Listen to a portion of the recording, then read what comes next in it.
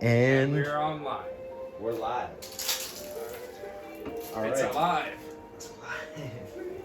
Oh fuck! All right, I have some papers over here, and maybe this time we'll get a match or something. Or like, Yeah, protect the shake, man. Protect the shake. Protect it. It's not really about the joint. It's more about. I mean, it's not really about the weed. It's about the joint. You know. Can the joint smoke? Is it even? Does it canoe? These questions all matter, but we're not here to talk about that today, are we? Yeah, we're not. We're here to talk about philosophy. It's a dichotomy, a dialectical struggle. We're not going to talk about dialectics because that's way over our heads. We're pretty dumb. I mean, some of us are dumber than others, but Yeah. I'm dumb at least. Yeah, I'm dumb too. So that's why we're going to choose easier targets. Easy targets like Stoicism. Stoicism, but what's the other one? And Epicureanism. Epicureanism. Yes, simple topics such as Epicureanism. Curious. That's a word I can't even say. Epicureanism. Epicure. Yeah, that dude. He's the cure to our suffering. Is he? Okay, Yeah. so it sounds like you favor one over the other. Yeah, I'm a biased dude. You're biased, and I'm biased as well. You know, I like Stoicism. It just makes sense to me. Yeah, well, regarding Epicureanism, let's get a quick rundown. Because I don't think anyone knows what it is, Alex. You have to explain it. Yes, to them. that's why I'm going to give a rundown. So, Epicureanism, it's philosophy that originated from the philosopher Epicurus. Epicurus. Yeah, My man. and the main tenet of Epicureanism is that leading a fulfilling life, you have to enjoy it yourself to lead a fulfilling life. I think You should everyone- limit suffering and like pursue enjoyment whenever you can because life is short and you get very few opportunities. Okay. And the whole point of like and when something is like improving your life, life improvement means reduction of suffering and increase of pleasure. Like So you get like reduction. it's kind of like hedonism, isn't it? Well, not really. So, for example, because hedonism is like mindless. Mindless pleasure. Yeah, and also, This is mindful pleasure. yeah. Okay. Yeah, it's like doing something. Okay, so hedonism isn't like inherently pleasurable. It's just trying to like, Trying to escape the feeling. yeah, kinda. Yeah. There's a thin boundary. I kind of Let think me of just myself as a hedonist sometimes. Yeah. But here, keep Yeah, going. because hedonism, I consider masochism part of hedonism. Well, yeah, it's masochism is pleasure derived from pain. Yeah. So if they do derive pleasure from it, then yes, it does contribute to hedonism. Yeah. Also. Sadism also would contribute. Yeah. And.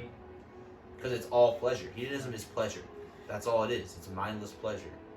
It's the pursuit of pleasure at all costs. It's like but perhaps even at the at all costs, and that at leads all to suffering. costs. And Exactly. also, hedonism is But is pretty- masochism suffering? well, technically, yeah, because like I don't think so. It can lead to your death, which is a suffering, in my opinion. I have a I was listening to something today that described death as the ultimate release. well. They describe orgasm as the small release and death as the ultimate, the larger release. It was on this show. It's called Midnight Gospel. It's Well, with that's comedian like- Duncan Trussell. Very good show. That's more of like whenever like I hear death being advertised as something positive. I'm not saying it's positive. I take it with suspicious, with something virtuous, because I don't pursue death. no, but I mean like death when death is like portrayed as something I'm afraid of very virtuous, Oh, yeah. or something related to like ultimate self-actualization. Then I take it with suspicion because As you should. yeah, because that means that the powers that are advertising this, they benefit from you dying. How? Like for example, they benefit from you sacrificing yourself during war. Okay, Or but I'm not being- talking about the sense of war, though. Yeah. Well, in general, like.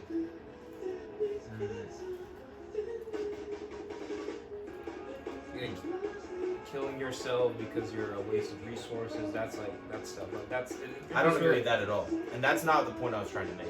Yeah, but I mean that's like connected to the whole. Sure. That's one of the main like goals of like the propaganda regarding like portraying death. Regarding death, That's, the like, death propaganda. Yeah, death propaganda. It's like it's out there. Yeah, it's martyrdom propaganda.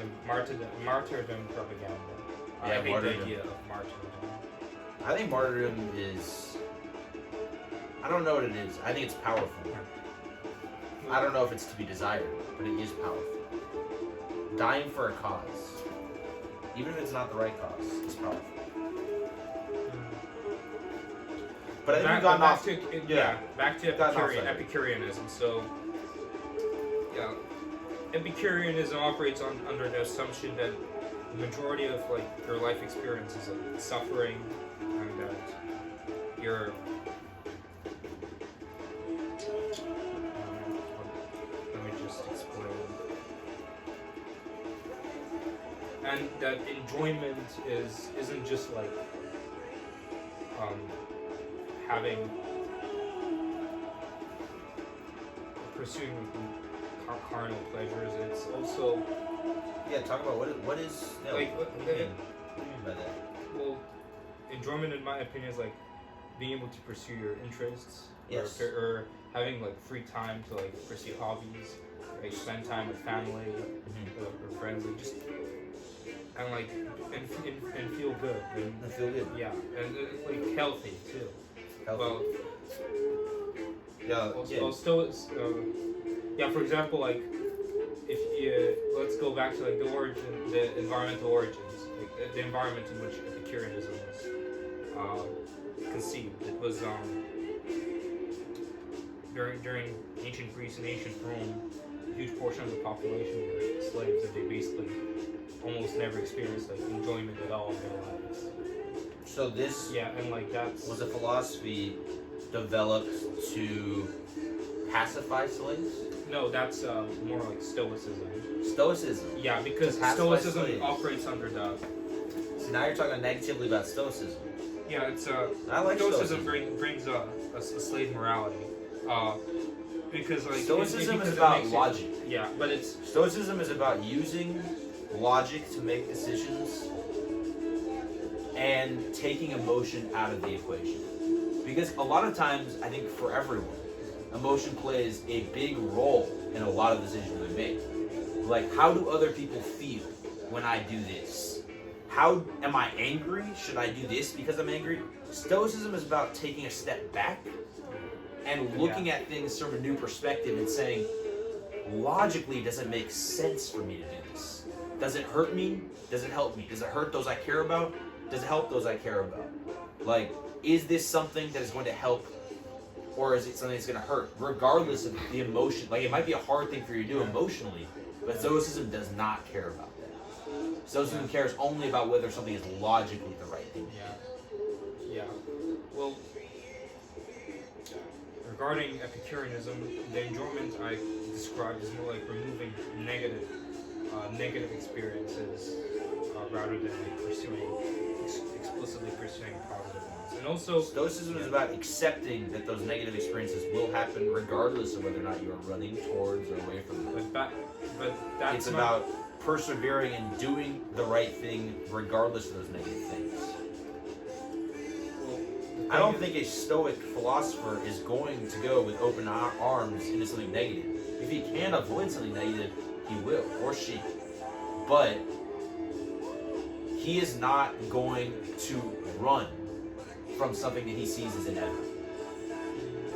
Well, what if it isn't inevitable? Then logically, he will make the correct decision because he at all times is aware of his choices and he is not using his emotion, his sense of impending doom from whatever may be coming to cloud his judgment or her. I think I just use him. I use the pronoun, the masculine pronoun, as an inclusive term for guys and girls. That's off. We're going off a tangent. Yeah, it's true. But I just want to establish that. I don't want to keep correcting myself. Yeah. Our people. I try not to be sexist. Maybe I am sometimes. But my imagination of Stoicism is it brings a little bit different. Yeah. So basically, one of the tenets of Stoicism is that like if you're, maybe it's like twisted, maybe it's like propagandized in a twisted way, but one of the tenets of Stoicism is to accept your to accept your condition as like inevitable, like especially it's been used to like not to discourage worker struggle or like rebelling against an oppressive force. And that's other people using Stoicism for their own gains. Yeah, basically. And I'm not concerned. Morality. Like, I'm not concerned with other people abusing the name. I think it's abhorrent to use something that I view as noble, Stoicism, in order to serve a gain of like pacifying, of hurting other people. I think that's abhorrent. I think that's bad. The thing is, like, I don't think Stoicism that's Stoicism. can be used for gaslighting. Yes, Stoicism can be used maliciously. Okay, so we have a synthesis right here. So we should like go back to like the purest like practices regarding Stoicism and Epicureanism, and interpret in which ways like Stoicism, but how both Stoicism and Epicureanism can be used like to encourage negative behavior or for negative goals. So what are some ways you think Epicureanism can be used for hurting others instead of helping them? Basically encouraging hedonism and like so you do see a tie I made earlier. Degeneracy, yeah. It's portraying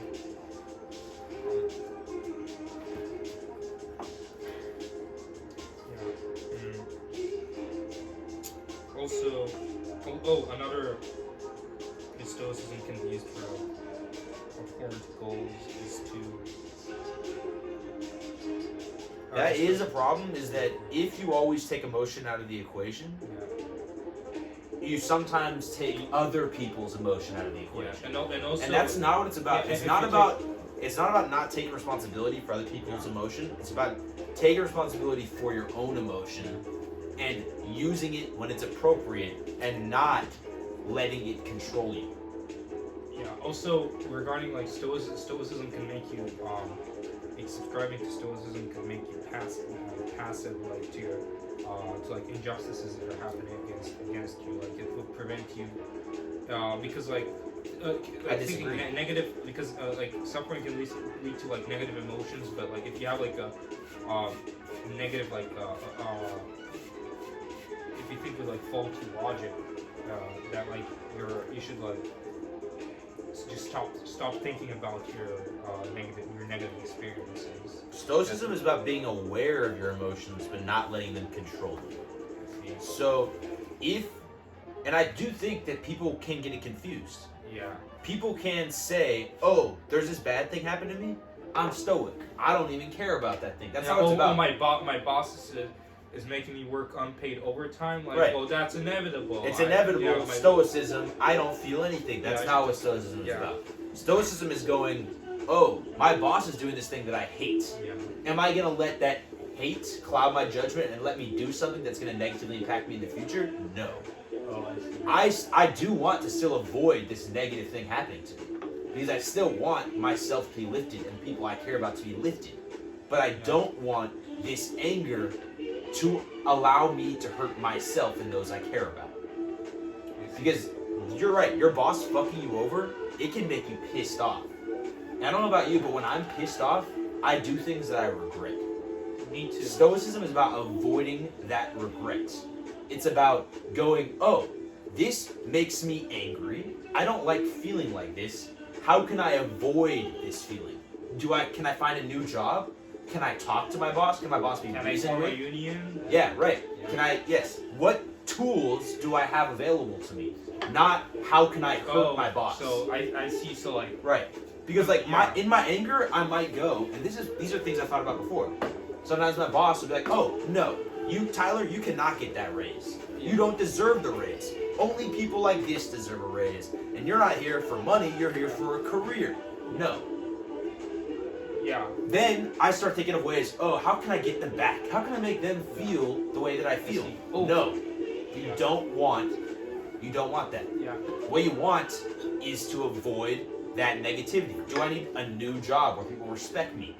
Yeah. Do I need to Can my boss be reasoned with? Can he see what I'm seeing? Can we use empathy? Okay. Oh, by the way, I managed to like explain hedonism, the difference between hedonism and Epicureanism. Okay, let's hear it. So hedonism is pursuing exclusively short-term enjoyment. Yes, Yeah, I agree. Without taking into account future negative effects, like the future suffering that this hedonism will cause. For example, like what if you mindlessly pursue like just snorting cocaine or like doing Molly, and like Epicureanism is seeing that has negative effects long term. that this is not this is like not enjoyment. So would you say Epicureanism is the pursuit of long term happiness? Yeah, long term happiness. And hedonism is short term. Yeah, but rational short term happiness without negative effects, without jeopardizing. And that's the thing with Stoicism. Stoicism is not concerned with your happiness. Yeah, that's Stoicism is concerned with. See, I'm trying to figure out the goal. It's just God. The goal is logic. Yeah. The goal is trust like in self-actualization. Yes, self-actualization through logic. And that's my trust. problem with Stoicism currently, because like how do you interpret self-actualization? Like, what does it mean to be self-actualized? Yeah, isn't like that's a good question. Why should you pursue self-actualization if you don't enjoy it, if it actually like leads you to more suffering, like because like for example, self-actualization can be like who puts that goal? Who decides what it is? The government would think, like a corporation would think. I think self-actualization is a journey. I don't think it's a destination. Kind of. I think it's a pursuit. But there's always a destination, which is death. Like you'll never like. Right. The destination is death. Yeah. So. The destination, but yeah, like Stoics aren't concerned with getting somewhere. They're more the getting. It's about the journey. They're trying to do things in a way that makes sense to them and to the people they care about. Yeah. Logically, not through emotion, through logic. Yeah. Well, I get what you're saying. But do you know Maslow's hierarchy? Yeah, sure. Yeah, so Epicureanism is, in my opinion, intrinsically connected to fulfilling that Maslow's hierarchy, because so Maslow's hierarchy puts like self-actualization as the top, is the top of the pyramid, and what does it interpret it as? Like pursuing your vision, pursuing like creative goals, pursuing creativity. But in order to do that, like to fulfill your full potential, that you have to like have the lower parts of the pyramid fulfilled, like having food, shelter, sexual enjoyment.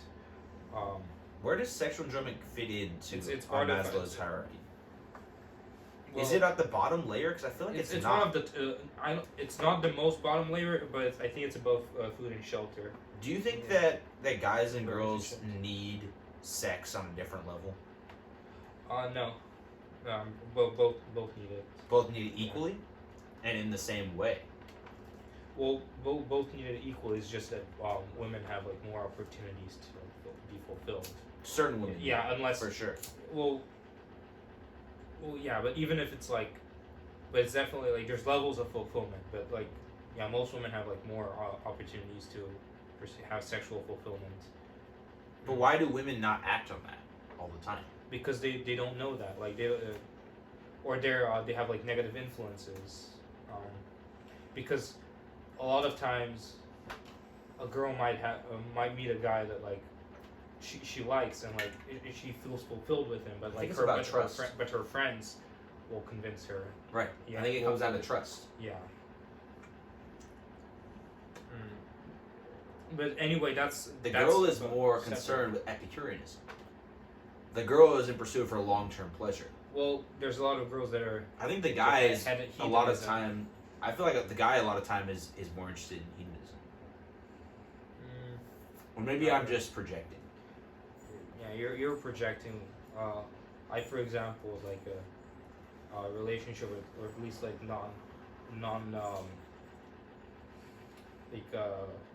emotionally stable FWB, which I think is like Epicurean. Yeah, but anyway, regarding Maslow's hierarchy, my point is that to fulfill the lower tenets parts of the hierarchy.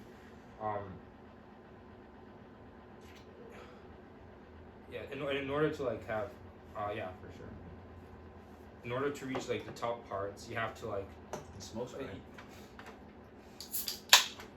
Yeah, it's good. You have to fulfill the lower parts like food, shelters, friendship, like social needs, sexual needs, etc.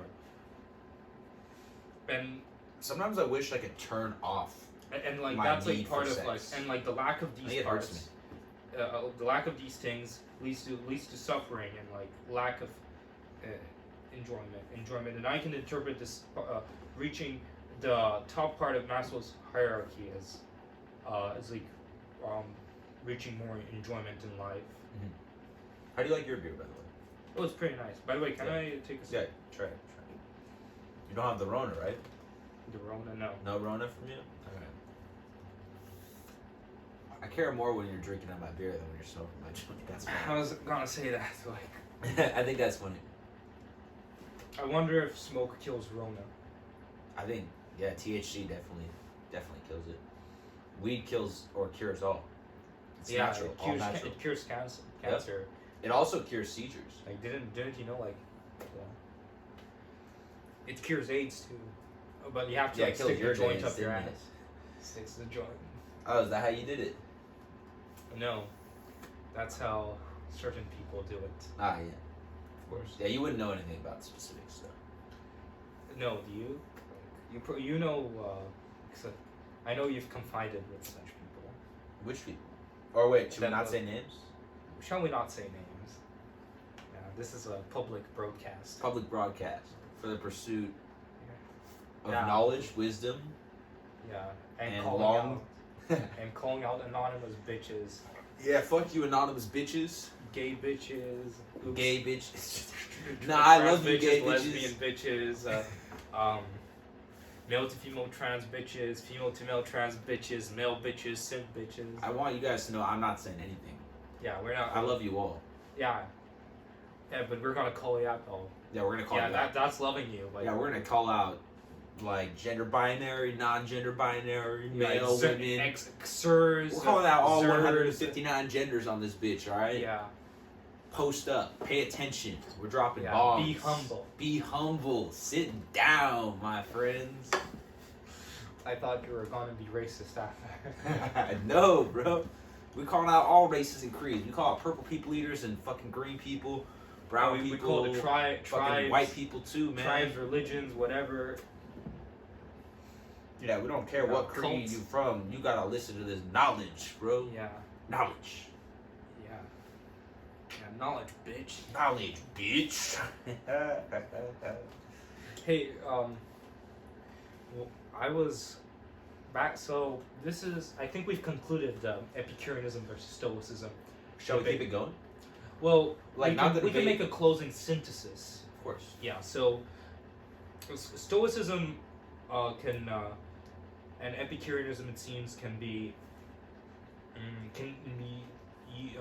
used hand in hand to achieve each other's goals, because Epicureanism can be used to to pursue self-actualization.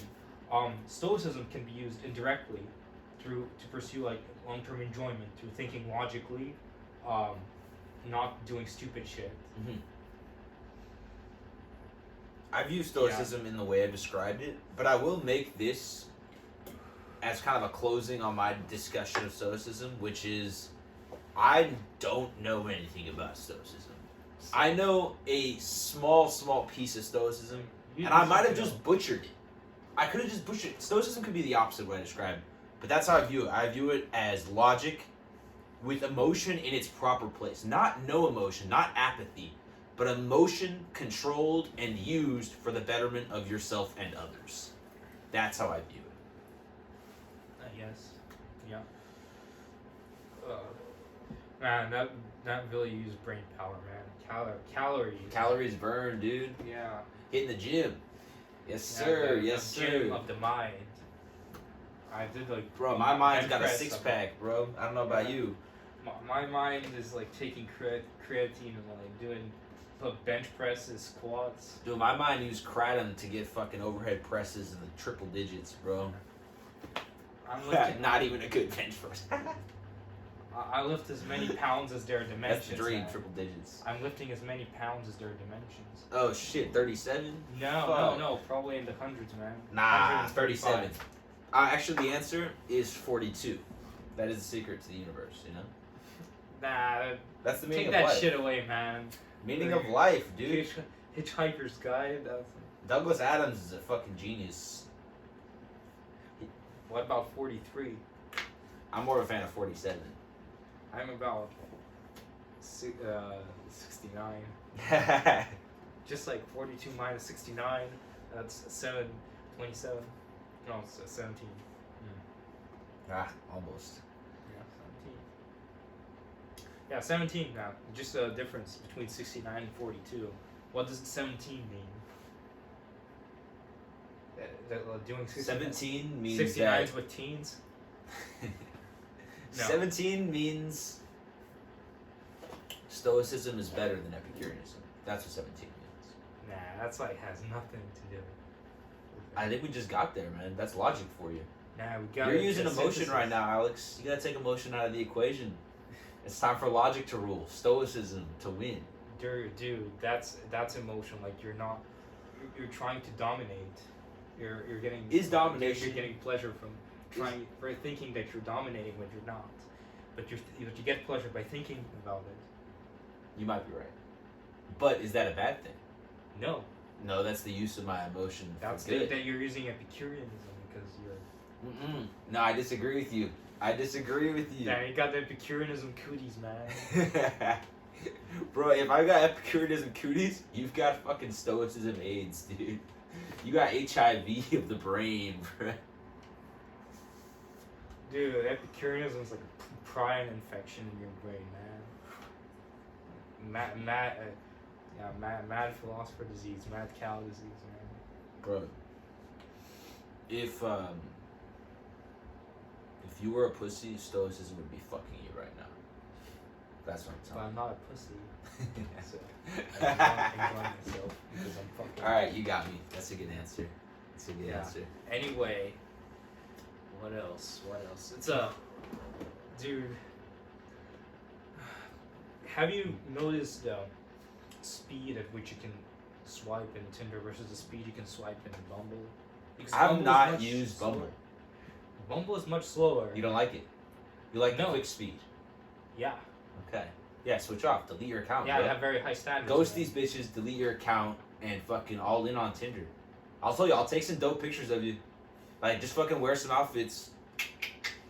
I'll take like 20 pictures, just choose like one of them. Yeah, go Instagram bitch mode. That's right, dude. I have hella pictures. I'm gonna post a bunch. Are you posing or skating, man? Like, what do you think about the whole, like, do you think posers should be shamed? Because... posers are people who talk about skateboarding. But they don't.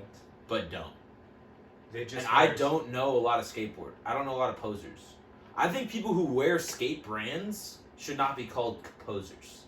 Yeah, of course. Like, it's like wearing... Skate brands are good. I like just because you wear AC/DC or like... Right, if you wear Nike, or like, doesn't mean you're a basketball player, Run DMC, that doesn't mean you're a whack rapper.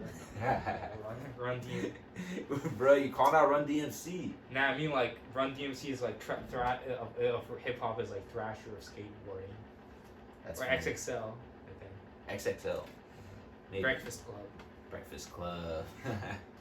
Just throw every reference out and one of them lands. I like that one. I like that. Yeah. You should. That could be a recurring thing. I like that. That's good. Saying a joke and then going like 4 references in just to find the one that hits. I like that. That's like, a good. You know, the TV show Archer did something similar. Did they? Yeah, because the main character just spits out references. And, I like Archer. In an effort to be, for the show to be funny.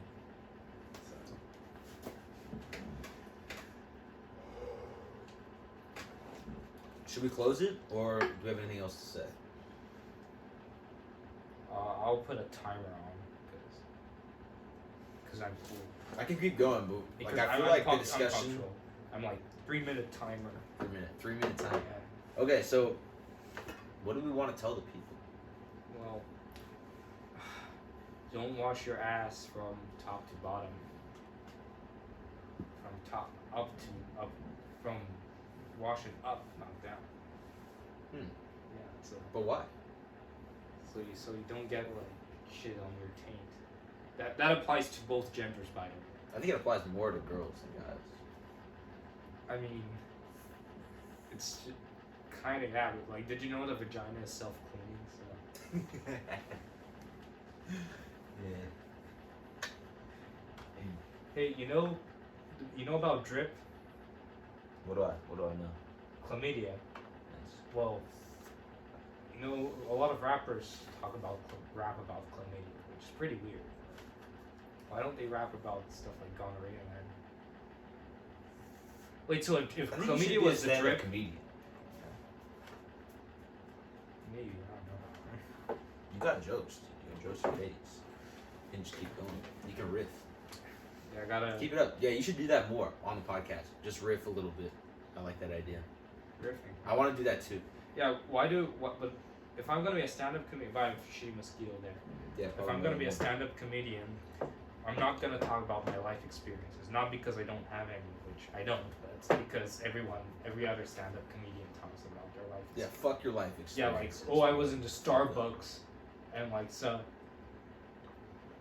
and some like, some white woman was being a Karen, and like, it was funny, haha. Or, I was talking on the phone in the drive-through of Jack in the Box, and the cashier had a funny Indian accent, ha ha ha. I've literally heard such shit, and the audience bursts out in laughter. It's like, It feels fake. dude, like, why are people making fun of laugh tracks, but like not making fun of like stand-up comedians? Will you go to an open mic night with me? You mean the stand-up comedian club or something? We don't have to. We can go anywhere. There's not. Wait till after Corona, Gotcha. and then we'll go to a stand. Like, it'll just be us and other people who are trying to be stand-ups, and it'll be bad. Yeah. But it'll be fun. We can get drunk. for sure. Wait, so 20 minutes from the end to the end of the podcast. So, any last words? Any last words? Any thoughts? Nah, We not don't for think me, very but much. like, yeah, we're getting our brains to sleep. So, see you guys. Yes. Yeah, see ya all. Yeah, I'll See all stop. bitches from all genders, nationalities, cultures, religions, whatever. Bye.